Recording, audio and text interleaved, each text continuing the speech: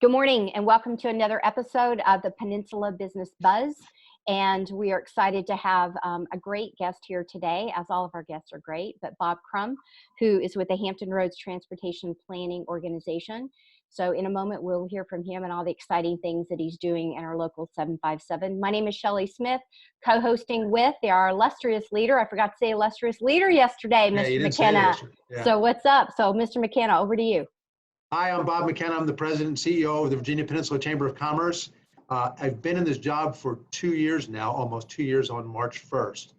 And that time has flown by, and I came in not knowing much about what a chamber does or what my job would be. And one of the first people that I met, in fact, at an organization that we jokingly refer to as the Wolf Pack, and I'm going to ask Bob to talk about that in a little bit, but was Bob Crum. And Bob Crum with the Hampton Roads Planning and Development Commission and Transportation Planning Organization, both. Is that right, Bob? That's correct. That's correct. Okay, so Bob, one of the smartest guys I've met. I said I need to stick close by this guy and learn about everything that's going on in the Hampton Roads area because he knows just about everything that's going on. And this is number 9 of the Peninsula Biz Buzz, and we finally got Bob on, which is I'm very excited about. But over to you, Bob. Tell us about the mission of your organizations, and then if you could just kind of tell us a little bit about your background and your street cred, why you're in this job and where you've been before. So over to you, Bob. Very good. Thank you, Bob and Shelley. I really appreciate this opportunity. So I work for the Hampton Roads Planning District Commission and the Hampton Roads Transportation Planning Organization. Two organizations, the Planning District Commission that we call the PDC in Dakota, Virginia. In a nutshell, our job is to work on behalf of the 17 local governments in Hampton Roads. So our area starts just west of Williamsburg in James City County and comes down the peninsula and takes in Newport News and Hampton and Poquoson and Gloucester and York County, then goes across the water, across our bridge tunnels, and on the south side goes through Virginia Beach, through Norfolk and Portsmouth and Chesapeake, moving westward the whole way out to Isle of Wight, Surrey, Franklin, Southampton County, almost out to Emporia. All told, we have 17 local governments representing about 1.7 million people. Our job is to bring those localities together to work on important issues such as regional economic development planning, regional planning, economic benchmarking, water resource issues related to drinking water and stormwater and wastewater, sea level rise and coastal resiliency, Chesapeake Bay work, environmental education, housing, emergency management, anything that we can do collectively together to really provide a service that improves the quality of life for our residents. Our second organization is the Hampton Roads Transportation Planning Organization, and we're basically the federally designated group for this area that identifies needed transportation projects, prioritizes those projects, and takes action to endorse placing money on those projects. I guess what's most important to think about is no federal or state transportation dollars get spent in Hampton Roads without our board, the TPO that we call it, taking action to improve that. So we're doing things like your highway projects, roads, tunnels, and bridges, passenger transit planning, biking and walking, even freight planning related to the Port of Virginia.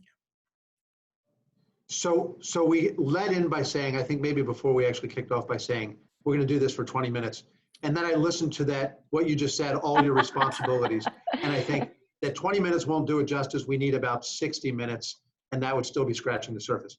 So can you mentioned one thing during your brilliant soliloquy there, or your monologue, 1.7, no, let me go back, 17 local governments. So one of the things we hear all the time is regionalism is very critical, and the Hampton Roads region does not want to collaborate together. But I think you can tell a different story because some of the projects that HRPDC/HRTPO have been working on involve bringing all 17 local governments together. So can you tell us about your experience as far as collaboration goes? Sure. So I've been in Hampton Roads for 4.5 years. I've been doing this work for about 34, 35 years. I'll just cut to the chase. The dialogue that Hampton Roads does not work together and does not cooperate regionally is an old philosophy.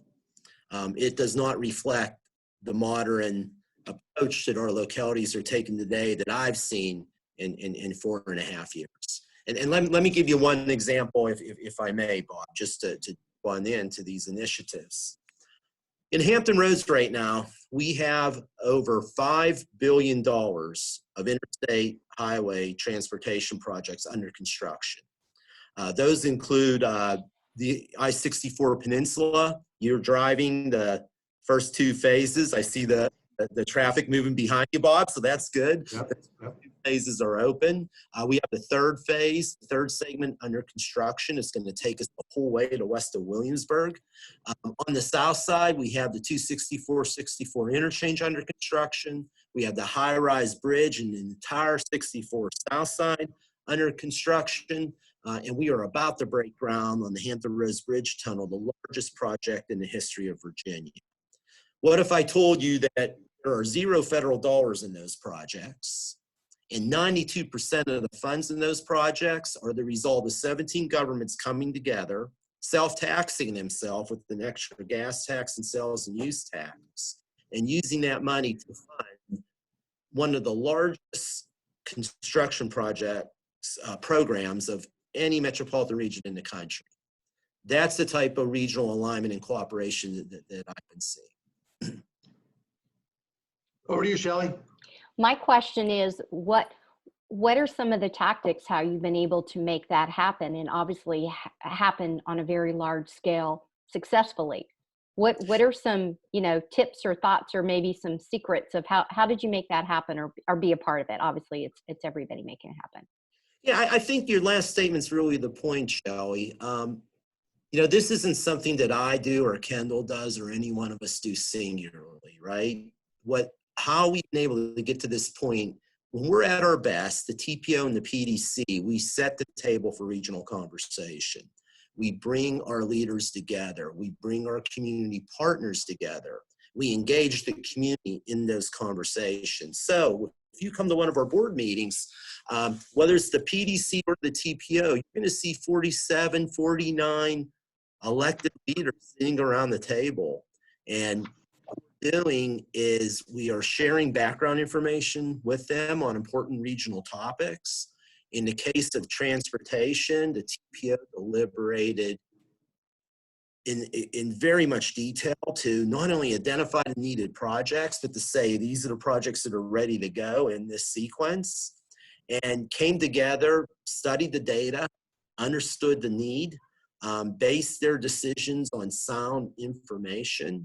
And I think keeping the conversation going, bringing people to the table. If you can get everybody to the table, that's where you get consensus, and that's where you get forward movement. And I just have to say, it's an honor as staff to work for people that are thinking and willing to do that on a monthly basis. They really are. Bob, just to back up a little bit, and then I know Mr. McKenna will dive into a specific question, but you mentioned that you've been here for 4.5 years a couple of times. I'm curious, where were you prior? Because obviously you've been doing this a long time. And I asked that from a comparison of municipalities working together is the reason why I asked that. Sure. So I'm a Pennsylvania boy, as you can probably tell from my accent. So I grew up in southwestern Pennsylvania. I studied regional planning, environmental planning, consensus building in college. That's where my degree is at. Came out of school and worked for a private consultant for about a year, and then went to work for Indiana County, Pennsylvania. Ended up being the chief of their planning division. Indiana County, home of Jimmy Stewart, Christmas tree capital of the world. From there, I was fortunate to go to State College, Pennsylvania, and work for the Center Region Council of Governments for 20 years. Most recently, as their planning director. So I supported an MPO in that area, doing transportation planning, also a regional planning organization. We raised our boys there from 1988 to 2008, and life was good, and I got a call about a position in Richmond, Virginia. And my wife and I went down and visited Richmond. Was offered the position to be the executive director of the Richmond Regional Planning District Commission and their transportation planning organization. So we figured with the boys in college, if we were ever going to go for something different, that was the time. So we went to Richmond in 2008, stayed there until 2015, had the honor to work with this PDC and TPO and their previous executive director quite closely. So when this position came open, I was incredibly excited to submit my name for consideration.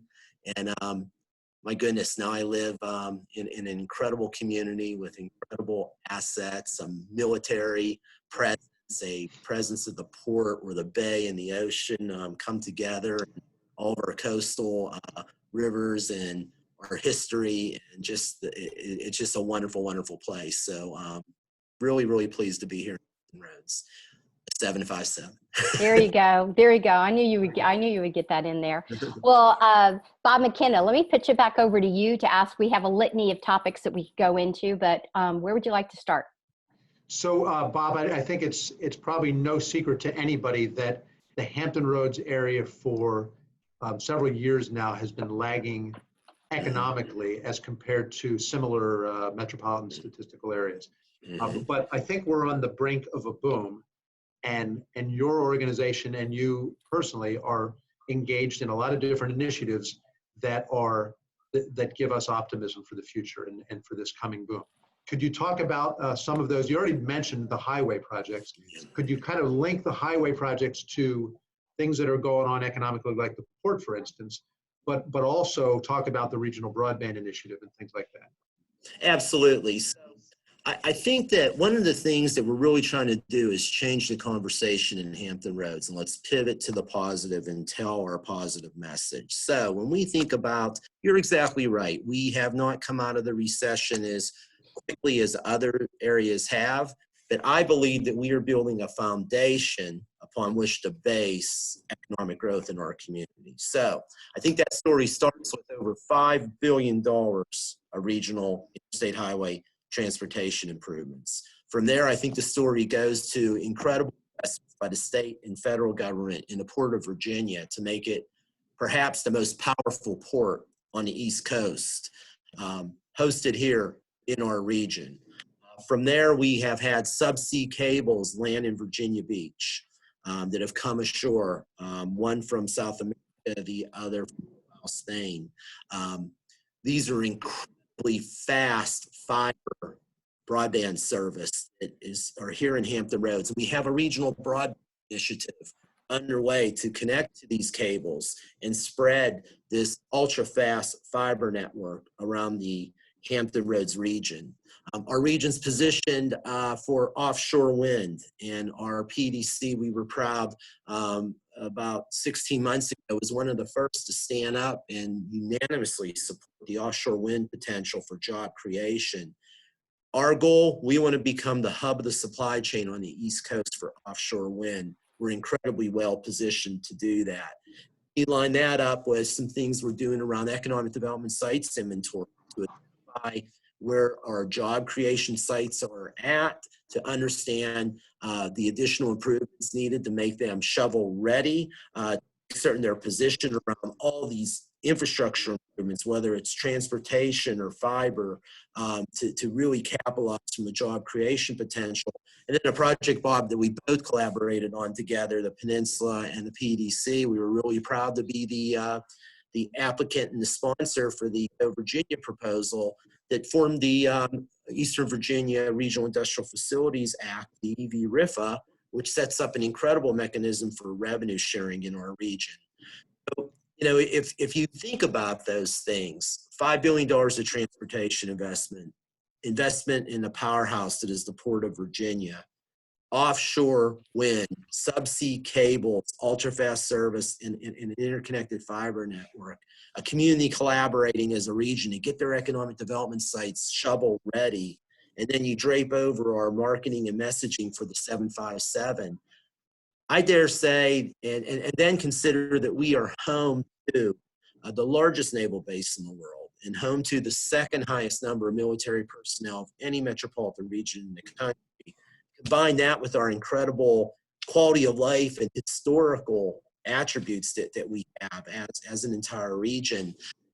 I dare say there are other metropolitan regions that would be quite jealous of that. And if we can tell our story correctly, I think we are that emerging powerhouse as a region. I agree, and I tell people that I was just in the Bank of America building downtown Norfolk, looking over what is the Hampton Roads, right? Literally the Hampton Roads, and you can see the port from there.